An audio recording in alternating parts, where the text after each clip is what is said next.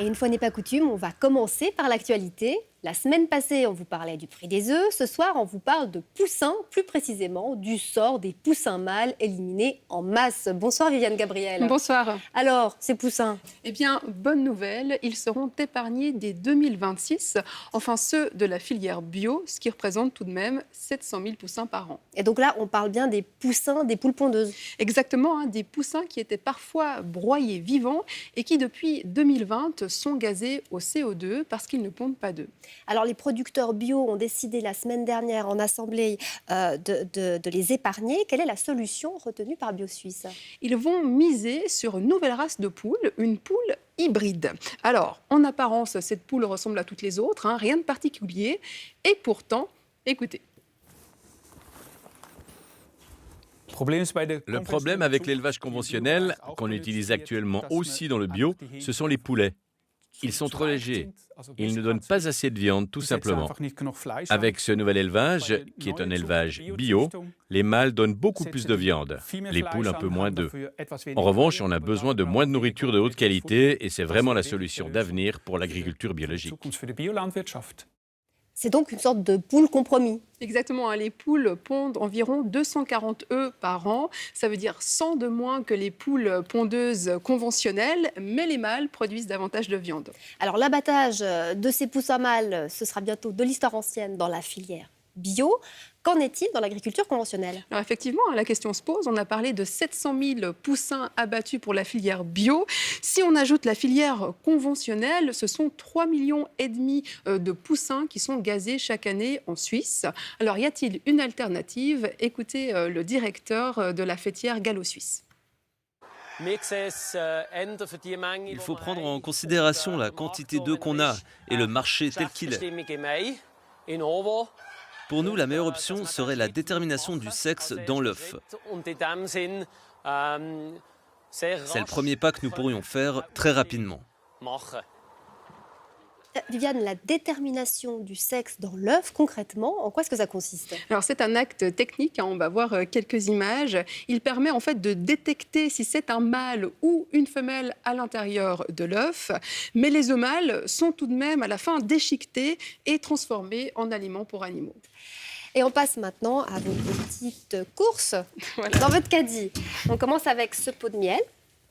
Suisse, genevois même. Exactement, c'est un produit qui risque de se faire rare. La saison a été catastrophique, la récolte très faible.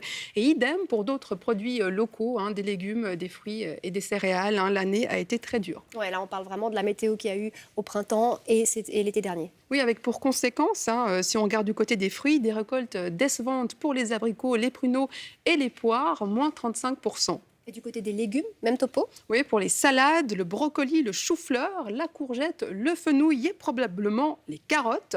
Pour l'Union maraîchère suisse, au vu de la rareté de la marchandise, il faut s'attendre à ce que les prix prennent l'ascenseur dans les magasins. Alors, l'Office fédéral de l'agriculture surveille ces prix de très près. Que montrent leurs chiffres? Des augmentations pour les choux, les brocolis et certaines pommes de terre, par exemple, et puis des importations qui ont vraiment pris l'ascenseur, notamment pour la salade, laitue iceberg et les courgettes. Alors, rien à voir. On passe à ce qui ressemble à un chargeur de téléphone portable. Exactement, un téléphone portable chargé, c'est un bien de première nécessité aujourd'hui. Surtout à l'heure du Covid et du pass. Alors, ce type d'objet, ça c'est pour les personnes prévoyantes. Pour les autres, il y a un nouveau service qui a vu le jour au mois de mars. Donc en fait... c'est quoi le principe là? Imaginez, vous êtes en déplacement, votre batterie menace de vous lâcher. Cette borne vous permet en fait de louer un chargeur portable que vous pouvez redéposer après emploi. Et ça coûte combien ça? Alors au mieux, ça va vous coûter 1 franc l'heure. Alors fallait y penser, ce sont de jeunes étudiants qui l'ont fait, nous les avons rencontrés. On a lancé dans une quarantaine de lieux entre Lausanne et Genève, surtout des bars et restaurants, c'est là où ça fonctionne le mieux. Mais également, on a travaillé avec le Montreux Jazz Festival, au Musée Olympique, sur le campus à l'école hôtelière de Lausanne, où ça fonctionne très bien. Alors avec la charge de nos batteries, on peut facilement obtenir 50% en à peine une demi-heure. Justement pour sauver la personne qui, en soirée, n'a plus que 5%, qu'en quelques minutes finalement, elle puisse remonter à 50 et poursuivre sa soirée, commander son Uber ou prendre ses dernières photos. Alors, il y a donc ces jeunes entrepreneurs, mais ce ne sont pas les seuls sur ce marché. Exactement. Le leader est une société zurichoise qui s'appelle Chimpy. Leur système est un petit peu différent. La location se passe dans un kiosque. Il y a 300 points de vente en Suisse romande. Il faut laisser une caution de 15 francs et ensuite, ça vous coûte 4 francs par semaine. Alors, ça revient évidemment plus cher que si on recharge son téléphone à la maison. Alors, pourquoi payer? Réponse. Cette batterie, en fait, elle apporte une commodité. Quand quelqu'un veut boire de l'eau, c'est gratuit en quantité infinie, dans une fontaine, dans un bar. Et pourtant, les gens, ils achètent toujours des bouteilles d'eau. C'est pareil avec l'électricité. Vous pouvez recharger votre téléphone, comme vous avez dit, dans un bar, chez vous. Mais en fait, la batterie de Chimpy, elle va vous apporter cette commodité vous allez pouvoir charger votre téléphone et vous déplacer. Ah, ceci dit, les solutions de recharge gratuites, elles existent même quand on a oublié son câble. Oui, ça existe à l'aéroport de Genève, ça existe dans certaines premières classes des CFF et puis aussi certains restaurants, à l'image du McDonald's qui propose un système sans fil, et puis aussi le Tibit, c'est le restaurant de la gare de Lausanne. Au niveau des données personnelles, dernière question, est-ce que c'est sûr d'utiliser ce genre de système? Selon un expert d'IBM, ça reviendrait en fait à utiliser une brosse à dents qu'on aurait trouvée sur le bord de la route. Mais quelle horreur! Pas très engageant, mais il faut relativiser. Okay. S'il y a un risque de piratage théorique lié au câble, il n'y a pas de cas avéré pour l'instant. Merci beaucoup Viviane pour toutes ces informations. À bientôt. Bonne soirée. Plus compliqué que la recharge des téléphones, mais tout aussi fondamentale, la recharge des voitures électriques.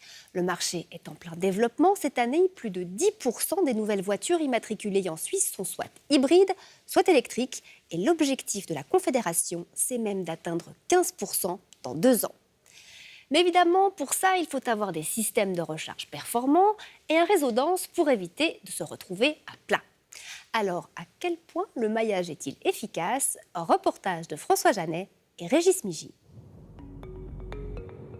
En Suisse, aujourd'hui, on compte plus de 6000 bornes de recharge publiques. Et sur les autoroutes, les bornes de forte puissance, qui permettent une recharge rapide, sont toujours plus nombreuses.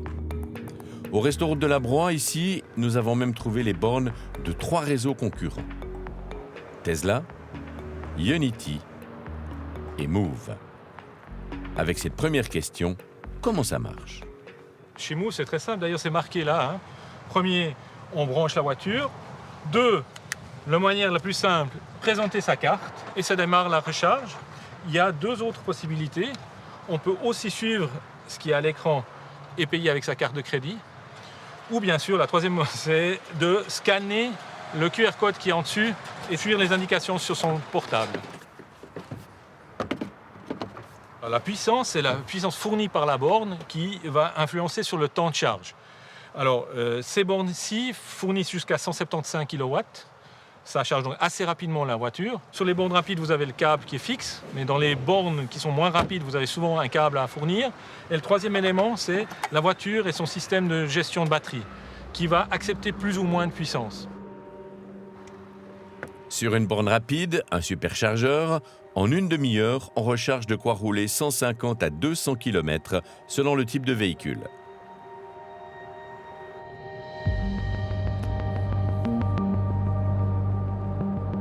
En Suisse, les opérateurs de mobilité électrique sont nombreux.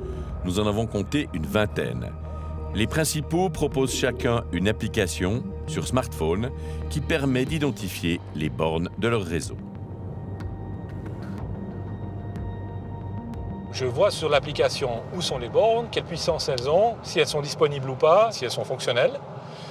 Et puis, donc, je peux afficher la borne, je peux me faire guider vers la borne, je peux déclencher la recharge de la borne.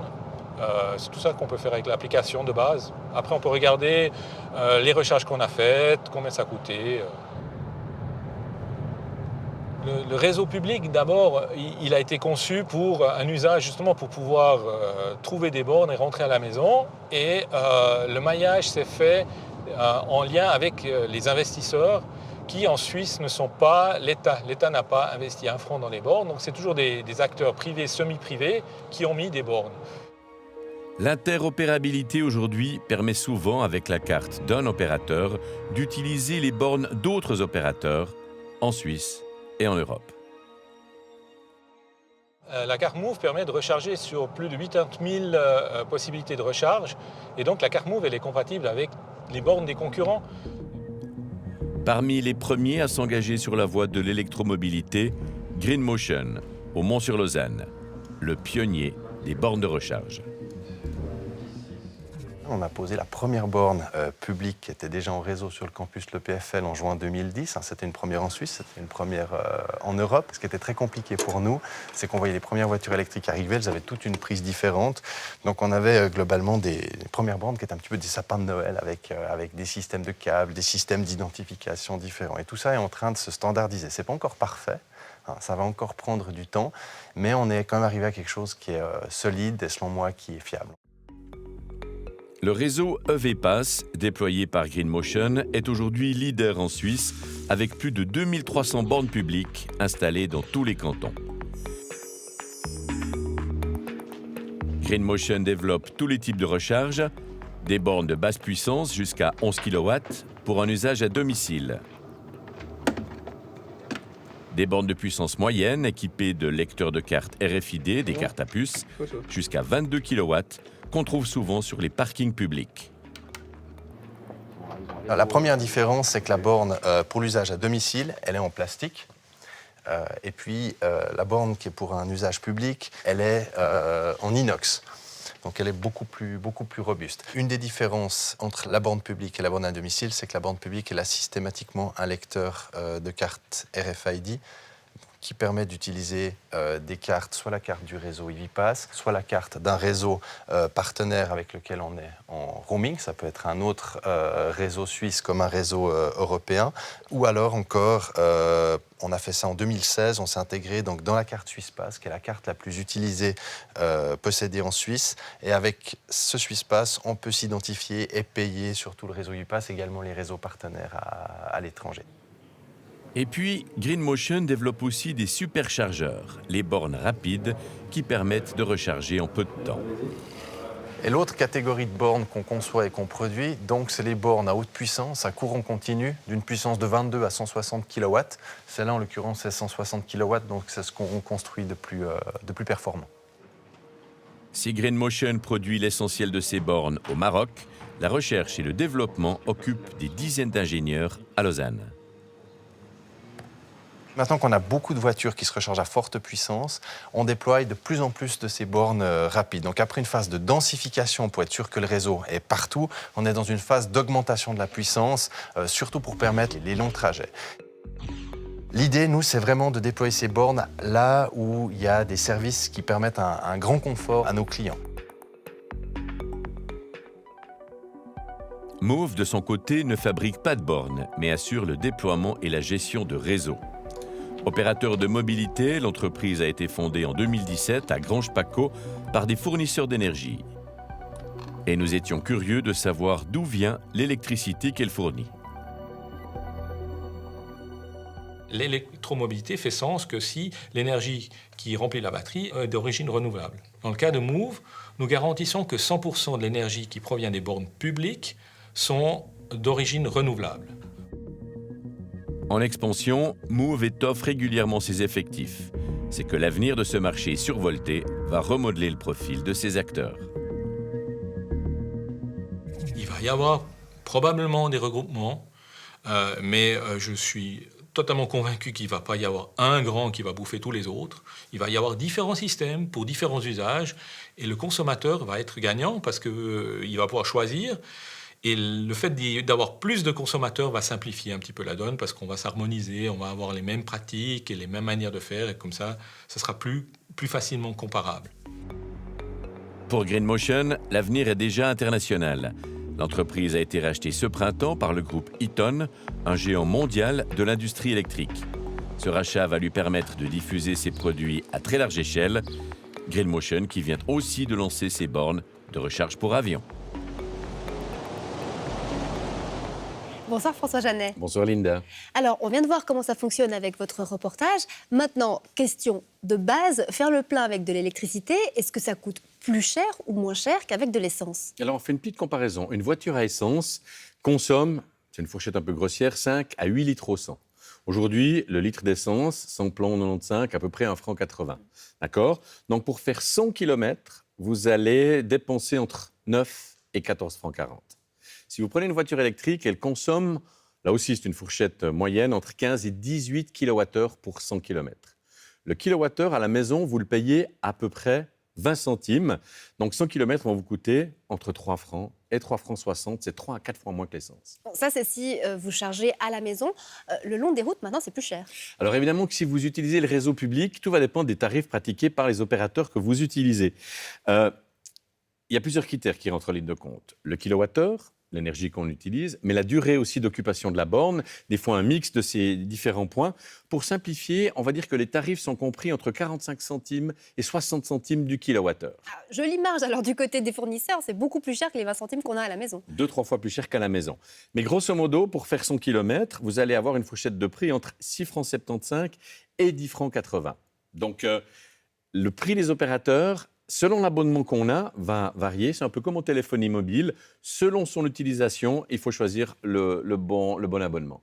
Merci beaucoup François, très belle soirée. Belle soirée. Et on l'a vu donc, les bornes plantées le long des routes constituent l'un des piliers de ce réseau.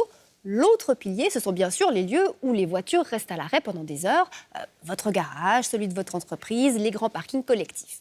On fait le point sur l'état de cette autre partie du réseau. Dans une maison individuelle, facile. On fait installer une borne domestique, une wallbox, qui sera reliée au réseau électrique du bâtiment. Comptez 500 à 1500 francs pour l'achat de la borne, plus les frais d'installation selon la configuration des lieux. Pour les locataires d'un immeuble ou les résidents d'un parking collectif, ça se corse. D'abord, il faut disposer d'une place de stationnement et il faut qu'elle soit équipée d'une borne, ce qui n'est obligatoire pour personne. Et puis, il faut gérer la distribution d'électricité. C'est à la vallée de Joux que Eaton met au point les systèmes qui doivent permettre de réguler la recharge d'un nombre important de véhicules électriques, comme le font déjà les Norvégiens. Attention. La Norvège est un pays entre guillemets pilote en Europe, puisque c'est le premier pays avec un tel taux de pénétration des véhicules électriques. On a vu qu'il leur a fallu pratiquement 5 ans pour passer de 0 à 10%. Puis 5 ans pour passer de 10% à 50%. Et derrière, très rapidement, ils sont montés à 80%. Ce qu'on voit aujourd'hui, c'est que les autres pays en Europe ont tous passé le seuil des 10%. Donc on est dans cette phase d'accélération. Les pays en Europe ont tous lancé des programmes pour augmenter le nombre de stations de recharge, pour créer ce parc, de telle sorte à éviter un des écueils que la Norvège a pu rencontrer, à savoir la limitation de la puissance disponible dans les logements pour les particuliers dans le cas d'utilisation de chargeurs. Moi, je suis à 43 ampères par phase. Ok. On va tenter... on tente l'inverse ? Ici, les ingénieurs d'Eaton développent des logiciels et des systèmes de stockage intermédiaire d'énergie pour assurer une distribution équilibrée du courant. L'objectif, c'est d'éviter les pics qui menaceraient le réseau électrique. On a fait des études avec des partenaires qui démontrent que dans un horizon de quelques années, 5 à 10 ans, on pourrait voir une augmentation de la consommation d'énergie de l'ordre de 10 à 15% par rapport à la consommation actuelle. 10 à 15%, ça peut paraître beaucoup, mais pour des énergéticiens, pour des responsables de réseaux électriques, c'est des choses auxquelles ils ont l'habitude de faire face. La problématique est plutôt liée à la distribution de ces chargeurs. Ils ne seront pas distribués de manière géographiquement équitable, si je puis dire. Donc il va y avoir des endroits où on va avoir des points de congestion. Ce sont sur ces points de congestion qu'il faut se focaliser et pour lesquels il faut développer des solutions. La première chose, c'est de partager l'énergie ou la puissance entre les utilisateurs. C'est ce que certains vont appeler le load balancing, donc l'équilibrage des charges. Si vous avez 50 kW disponibles et vous avez 8 chargeurs, les premiers arrivés ont toute la puissance. Et puis quand le nombre d'utilisateurs augmente, vous distribuez cette puissance, vous la partagez entre le nombre d'utilisateurs. C'est typiquement ce qu'on va faire avec nos logiciels ou avec nos chargeurs. Ça va permettre à un maximum de personnes de charger simultanément en ayant un impact le plus modéré possible sur l'expérience utilisateur. Le procédé va être complété par un dispositif de stockage d'énergie dans lequel on utilise d'anciennes batteries de voitures électriques qu'on a recyclées. Ici, vous pouvez voir le cœur de nos produits de stockage d'énergie. Lorsque les véhicules arrivent en fin de vie, les batteries sont collectées par le fabricant du véhicule. Les batteries sont démontées. Les modules sont testés. On vérifie leur qualité, leur état de fonctionnement. On garde les meilleurs et on les réintègre, comme vous pouvez voir ici. On en combine plusieurs pour fabriquer ce qu'on appelle un battery pack. Et ce battery pack va être la brique unitaire le petit Lego qu'on va assembler pour avoir une grosse batterie pour supporter un bâtiment. Pour un particulier, ça va être intégré avec des panneaux photovoltaïques. Ça va lui permettre de stocker l'énergie qui est souvent produite en excès aux environs de midi. Vous quittez la maison pour aller au travail le matin. Pendant la journée, personne n'est à la maison. Faible consommation d'énergie, forte production d'énergie. Vous stockez ça dans la batterie. Vous rentrez le soir. La batterie de votre véhicule électrique est vide. Vous avez besoin de recharger. Plutôt que de prendre l'énergie du réseau que vous payez, vous allez utiliser l'énergie que vous avez produite et stocker dans vos batteries pendant la journée. Liée à une production d'électricité renouvelable, la batterie d'une voiture électrique pourra aussi servir de réserve d'énergie. Une étude a été faite il y a quelques années qui montrait qu'un véhicule électrique est branché en moyenne 6h30 d'affilée. Et dans la plupart des cas, vous n'avez besoin que d'1h30 pour le recharger. Donc c'est autant de temps où le véhicule est branché et pas utilisé. C'est autant de temps où ce véhicule pourrait être exploité autrement. On pourrait charger plus doucement pour tirer parti des 6h30. On pourrait potentiellement, durant ces 6h30, rendre de l'énergie et recharger après. À Genève, la Fondation des parkings abrite 60 000 places de stationnement, dont la moitié en ouvrage, donc abritées. À ce jour, 300 bornes sont installées, mais dès l'année prochaine, la Fondation installera une nouvelle génération de chargeurs. Aujourd'hui, on a jusqu'à 26 places dans les parkings les mieux équipés. Ce sont des places gratuites. Les gens payent le stationnement, mais pas la recharge.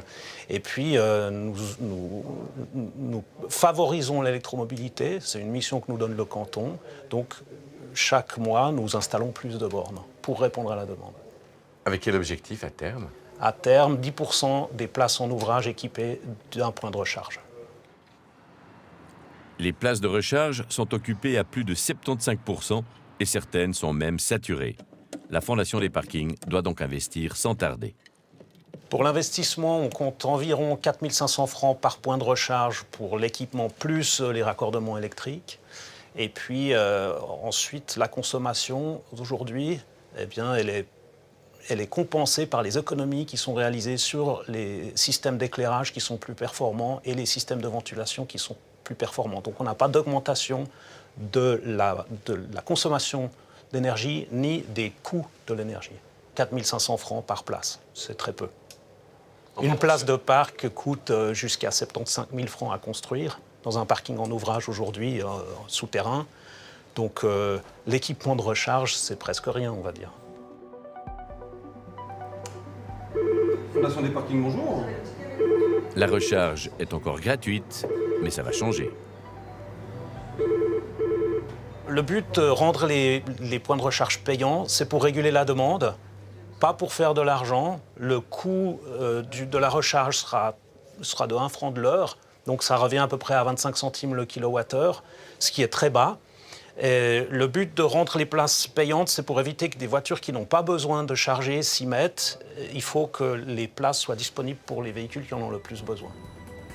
Les parkings de la Fondation n'auront pas besoin de renforcer leur puissance électrique puisque les bornes resteront limitées à 3,7 kW. Dans les parkings, on a beaucoup de puissance électrique, mais je rappelle qu'avec du 3,7 kW, on peut recharger 20 km d'autonomie en 1 heure. Plus de la moitié de nos clients restent plus de 2 heures dans le parking. Ça veut dire que c'est largement suffisant pour la plupart.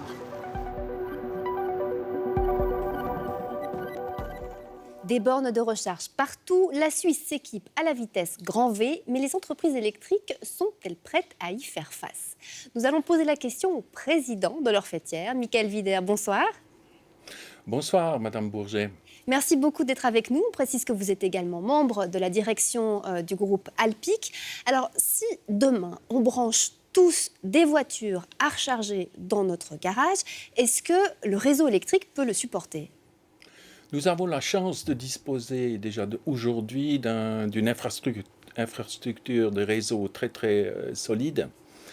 Il est vrai que maintenant, si on s'imaginait d'un coup que tout le monde rechargeait le dimanche soir ses voitures ou leurs voitures, c'est clair que le réseau se trouverait devant un grand défi.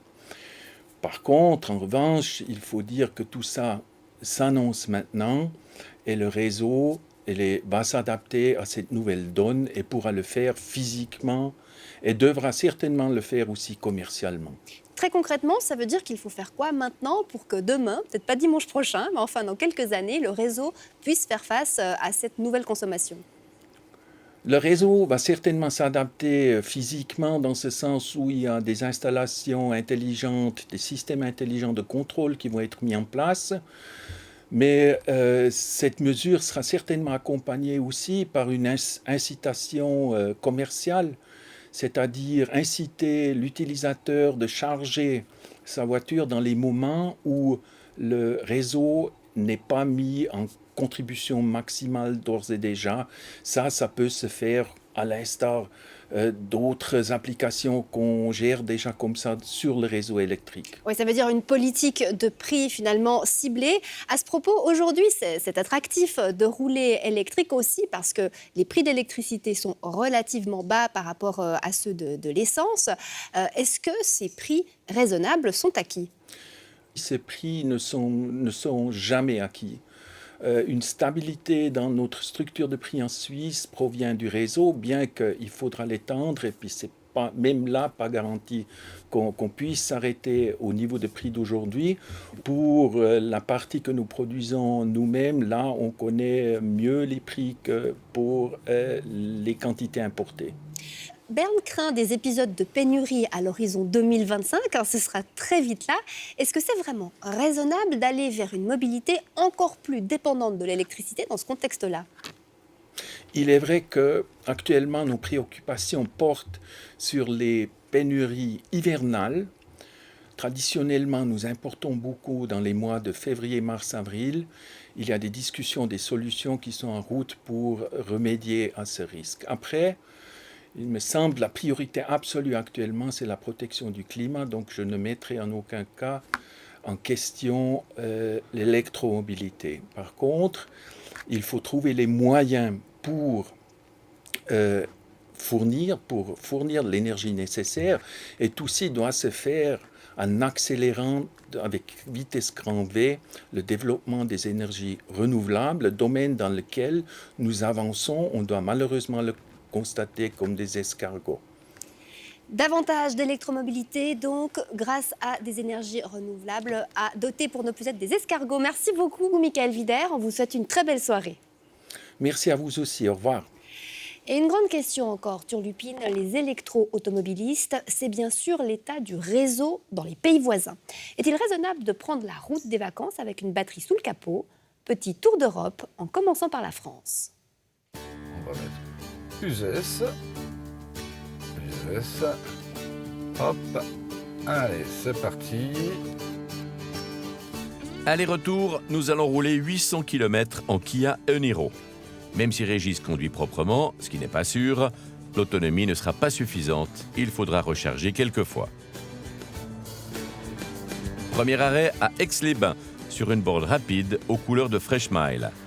La borne est référencée chez plusieurs opérateurs, y compris suisses. Charge rapide, ça s'appelle des CCS. Alors normalement là, moi c'est... Régis fait un peu de musculation, mais la recharge ne pose pas de problème. Ce n'était qu'un arrêt pour tester la recharge qui a coûté 4,50 € pour 6 kWh chargés en 15 minutes. Avant notre périple sur les routes, nous avons aussi visité le salon annuel de l'électromobilité. Electric Road, en bon français, un comble à Bordeaux. Nous y avons rencontré plusieurs spécialistes. Parmi eux, Gilles Bernard, qui préside l'Association française pour l'itinérance de la recharge électrique des véhicules, la FIREV. L'itinérance, c'est le mot-clé de la FIREV, c'est-à-dire rendre fluide et sûr la possibilité pour le client d'un opérateur d'accéder aux bornes de recharge des autres opérateurs. C'est le principe de la téléphonie mobile. Au début, on utilisait le réseau de son opérateur. Maintenant, on utilise tous les réseaux possibles grâce au roaming, mais qui a pris du temps à s'implémenter. Un opérateur de mobilité en France contribue largement à ce roaming, cette itinérance. ChargeMap, qui tente à proposer le service universel que les utilisateurs attendent. Alors on a commencé par référencer les bornes de recharge. Au début, on le faisait via un site internet. Très vite est venue une application mobile qui a vraiment facilité l'usage de ChargeMap. Donc on référençait ces bornes avec les usagers. Ensuite, on a commencé à connecter les opérateurs qui nous ont envoyé des données. Et puis un jour, on s'est rendu compte que nos usagers avaient un vrai problème. C'est que 95% des bornes n'ont pas de lecteur de carte bancaire, mais qu'il faut un badge d'accès et le badge du réseau où vous voulez charger. Et c'était très compliqué. Et donc on s'est dit, nous on va faire un badge qui permet de s'identifier, de payer ses recharges un peu partout en Europe. On offre la possibilité de se recharger sur 150 000 points de charge et on en rajoute vraiment toutes les semaines. Donc c'est un réseau qui est tout le temps en train de grandir. Prochaine étape sur la route d'Uzès, une recharge à la station de Port-les-Valences. Ici, Régis va essayer de lancer la recharge avec l'application de son smartphone. Alors là, il faut que je saisisse le code qui est inscrit sur la borne. Alors attends. Sans problème, ou presque.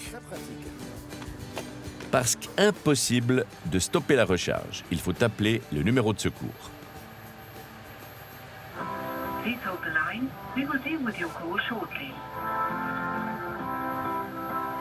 Et après 20 minutes de téléphone parfaitement inutile, personne n'a répondu, il faut utiliser les grands moyens et appuyer sur le bouton d'interruption d'urgence. Voilà. C'était un peu radical, mais au moins on peut repartir. 3 semaines plus tard, Régis n'a toujours pas reçu l'ombre d'une facture, ni pour la recharge, ni pour l'appel téléphonique. L'Association française pour l'itinérance de la recharge, la FIREV, a relevé qu'une borne sur 4 est souvent indisponible. Et le taux de satisfaction des utilisateurs français atteint 80%. C'est insuffisant.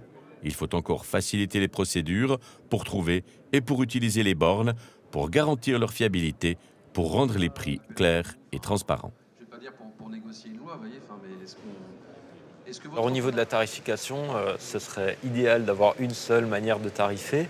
Malheureusement, en fait, on a plusieurs critères qui rentrent en compte. On a parfois l'énergie qui est consommée, on a parfois le temps passé, on a parfois le lancement de la recharge qui est facturé, et on a parfois des frais une fois que la recharge est terminée, mais que la voiture reste connectée. Donc pour qu'on la déplace le plus vite possible, il y a des frais qui peuvent s'appliquer. Ça se rajoute une complexité qui peut être tarif de jour ou tarif de nuit. Et donc ça, c'est vraiment un point important quand on a une voiture électrique, de toujours bien regarder les tarifs sur la borne en question où on veut se recharger, parce que parfois ça peut varier du simple au double. Si chacun a un tarif différent, on n'y comprend rien et on ne sait pas finalement s'y retrouver quand on va d'un opérateur à l'autre. Donc nous avons recommandé une structure tarifaire en disant qu'il fallait qu'elle comporte au plus 3 paramètres. Un paramètre peut-être fixe, qui peut être le fait de se brancher et de démarrer une recharge, c'est un coût de démarrage. Un paramètre fonction du temps et un paramètre fonction du kilowattheure. Fini l'autoroute. Régis tutoie maintenant les platanes. On arrive à Uzès, 3 heures de recharge, lente. 18 kWh pour 7 €, c'est la charge la moins chère du parcours. Régis pourra payer l'apéro. Une voiture à essence, finalement, on sait qu'on peut attendre que le réservoir soit un peu pas loin d'être vide, et à ce moment-là, on va trouver une station-service où on va aller faire le plein. Une voiture électrique, c'est pas du tout ça. Il faut faire ce qu'on appelle du biberonnage, c'est-à-dire qu'il faut profiter de chaque arrêt, même si on n'a pas forcément vidé la batterie, pour la recharger à l'occasion de ces arrêts dont on a besoin. Et donc, l'idée, c'est de mettre des bornes de recharge qui n'ont pas besoin d'être très puissantes aux endroits où les gens ont besoin de s'arrêter. Ce biberonnage, ChargeMap l'organise sur son application pour proposer le trajet idéal. Effectivement, on a introduit un planificateur d'itinéraire qui va vous permettre de préparer votre trajet, votre long trajet, de manière extrêmement simple. Vous allez rentrer le départ, donc le lieu de départ avec le niveau de batterie, le lieu d'arrivée avec le niveau de batterie que vous souhaitez avoir à la fin. Et en fait, vous allez rentrer votre véhicule et ChargeMap va calculer le trajet optimum pour vous et va vous indiquer les endroits où vous allez devoir recharger avec le temps de recharge et le temps de trajet.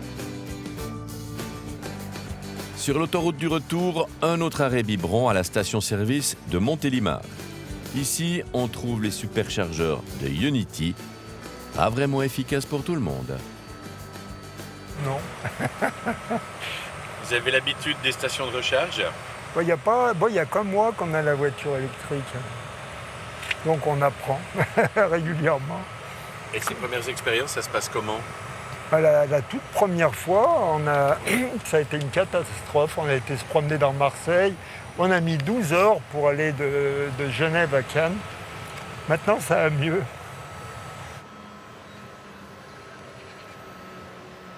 C'est pas trop facile. J'ai plein de cartes, mais les 4 quarts ne fonctionnent pas à cet appareil. Il faut absolument que tout ça devienne automatique. Et c'est l'objet d'une nouvelle norme qu'on appelle la norme 1518, qu'il faut déployer maintenant pour que, en réalité, le client n'ait plus qu'à brancher sa voiture et à s'en aller. C'est la voiture qui va parler à la borne, qui va communiquer avec la borne par le câble ou éventuellement en Wi-Fi local. Ça, Gilles Bernard, c'est à l'horizon de quelles années à peu près? Alors, c'est à l'horizon de 3 à 5 ans. D'ici là, nos déplacements intégreront sans doute plusieurs modes de transport qui pourront tous être facturés sur un même compte de mobilité. Régis, on vous retrouve toujours au volant. Alors, l'autre grand pays des vacances, c'est évidemment l'Italie. Comment est-ce que les choses se présentent de ce côté-là? Oui, bonsoir Linda. Donc, pour l'Italie, c'est vraiment pas simple. D'abord, il n'y a pour ainsi dire aucune borne de recharge actuellement sur les autoroutes italiennes. Donc, il faut sortir de l'autoroute. On perd du temps pour trouver des bornes de recharge. On peut se rendre dans les centres-villes historiques des villes italiennes où il y a des bornes, mais c'est pas simple à accéder pour les non-résidents. Il y a beaucoup de restrictions de circulation dans les centres-villes italiens. Alors, la seule solution, c'est d'aller dans les zones industrielles où là, il y a des bornes de recharge accessibles. Mais croyez-en, mon expérience, passer 30 à 40 minutes de nuit ou en plein hiver sur une zone industrielle turinoise ou de Milan, c'est pas forcément l'endroit le plus dolce vita à l'italienne. Pas très glamour, effectivement. Et en Espagne? Alors, pour l'Espagne, ça va beaucoup mieux. En tout cas, tous les grands axes des autoroutes, en particulier sur les zones balnéaires, sont très bien desservis en bornes de recharge rapide. Mais dès qu'on entre dans les terres en Espagne, là, on manque vraiment encore de bornes de recharge. Vaut mieux bien organiser son voyage et ses vacances. Autre pays du sud de l'Europe, le Portugal. Alors là, c'est le meilleur réseau au maillage de bornes de recharge pour tous les pays du sud de l'Europe, avec une spécificité encore en plus, très bien indiquée. Les bornes de recharge sont bien indiquées pour les conducteurs de véhicules électriques. Brièvement encore, dans le reste de l'Europe, les bons, les mauvais élèves, c'est qui? Alors pour le nord de l'Europe, comme souvent dans les transitions énergétiques, ils ont de l'avance. L'Allemagne est très bien desservie en bornes de recharge, le Danemark aussi, les pays scandinaves aussi comme souvent. Mais la palme revient à la Hollande. Les Pays-Bas, en fin de compte, ont 75 000 bornes de recharge sur un territoire grand comme la Suisse, donc 10 fois plus de bornes de recharge que la Suisse.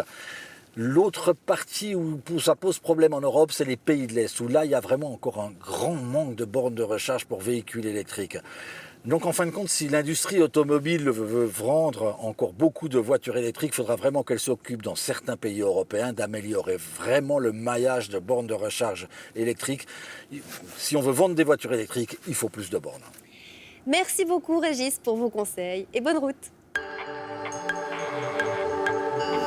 Bonsoir Stéphane Fontanet. Bonsoir Linda. Alors, on laisse les bornes de côté maintenant pour se concentrer sur les véhicules avec un test réalisé au niveau européen. Oui. Un test qui passe au crible les principaux modèles de voitures électriques qu'on trouve sur le marché. Oui, alors on a repris un test de Test Achat, l'organisation belge de défense des consommateurs. On a pris les 13 premiers modèles de leur classement. Ce sont des voitures qui valent entre 29 et 48 000 francs. On n'a pas pris de voitures de grand luxe, des Tesla XYZ ou des Polestar, qui sont des nouvelles voitures sur ce marché. Ce sont des voitures premier prix de base, sans option supplémentaire. La Polestar, on en parlera quand même dans un petit moment, vous verrez. Le critère retenu ici pour ce classement, c'est celui de l'autonomie. Alors, pas l'autonomie officielle affichée par les constructeurs, mais l'autonomie réelle, mesurée de manière indépendante. Oui, et cette autonomie a été remesurée par cet organisme une seconde fois sur un banc d'essai selon une procédure standardisé. Bien sûr, cette autonomie qu'on va vous donner maintenant va varier en fonction de la température et du nombre de personnes dans la voiture. Et on commence par les véhicules avec le moins d'autonomie.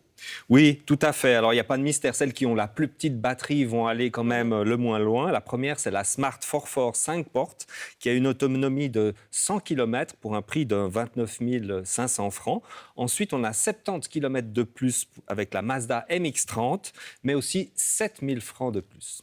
Alors, il faut préciser que dans ce classement, on a à la fois des SUV et puis des citadines. Stéphane, deuxième groupe, des voitures qui parcourent entre 200 et 300 km. Exact. Et on y trouve la Mini 3 portes Cooper SE qui parcourt 210 km. Puis l'Opel Mokka avec 260 km pour un prix de départ qui est plus élevé, 43 000 francs. Même ordre de prix pour la DS3 Crossback et une autonomie de 270 km. Même autonomie pour la suivante, qui est une BMW i3 qui démarre cette fois à 41 000 francs environ. Bien moins cher, on trouve par contre à 34 500 francs et 10 km de plus, soit 280 km d'autonomie, une Peugeot 208. Ça peut grimper beaucoup plus haut puisqu'on a encore 3 modèles qui peuvent rouler entre 300 et 400 km sans devoir être rechargés. Exact, c'est le cas pour la Nissan Leaf Tecna à 42 500 francs prix de départ, 300 km d'autonomie. Puis on trouve la Tesla Model 3, 310 km pour un prix légèrement inférieur, 39 990 premier prix. Suit la VW ID3 Pro Performance, 340 km avec un prix débutant à 38 400. Et on a la même autonomie de 340 km pour la Renault Zoé. Et après ça, on a un bond avec un véhicule qui atteint une autonomie de 400 km. Oui, 400 km qui se paye quand même les 47 900 francs pour la Kia Niro Power. Mais la plus grande autonomie, c'est la Hyundai Kona Electro, 440 km. Et ce n'est pas la plus chère. Son prix démarre à 42 900 francs. La numéro 1 de notre test. Donc, merci beaucoup Stéphane Fontanet. À la semaine prochaine. À bientôt. Et on va approfondir ces résultats avec l'un des auteurs du test. Il est avec nous depuis Bruxelles. Bonsoir Steve Mesdag. Bonsoir. Vous êtes le responsable du secteur mobilité chez Testachat. Alors, quels sont les autres critères auxquels il faut être attentif au moment d'acheter un véhicule électrique? À côté de l'autonomie, c'est aussi important de regarder la vitesse de recharge. Si on regarde l'autonomie qui est chargée après 10 minutes pour le Polestar, c'est environ 170 km, mais le Mazda MX-30, c'est que 32 km. Donc, beaucoup de différence pour la vitesse de charge. Quelques conseils peut-être encore pour préserver l'autonomie de sa batterie au niveau de la conduite, par exemple? Ces recharges rapides viennent avec des répercussions, évidemment. Les chargements rapides sont à éviter ou à utiliser occasionnellement pendant de longues distances. Un dernier conseil pour la route, si j'ose dire encore, par rapport à l'utilisation de son véhicule électrique? Les mots-clés sont toujours éviter les extrêmes. Par rapport à l'accélération, par exemple, c'est très chouette d'avoir une voiture électrique qui peut accélérer très rapidement, mais aussi ça pose un risque ou ça donne du stress pour la batterie. Merci beaucoup Steve Mesdag, on vous souhaite une très belle soirée du côté de Bruxelles. Et vous trouverez les résultats complets du test sur notre site abe.ch avec la question de l'autonomie, mais également un comparatif sur toute une série d'autres critères. Enfin, sachez que nos collègues d'On en parle sur la première reviendront sur le sujet jeudi matin dès 8h35. Vous pouvez dès à présent leur poser toutes vos questions sur l'achat ou l'entretien des voitures électriques à l'adresse onenparle@rts.ch.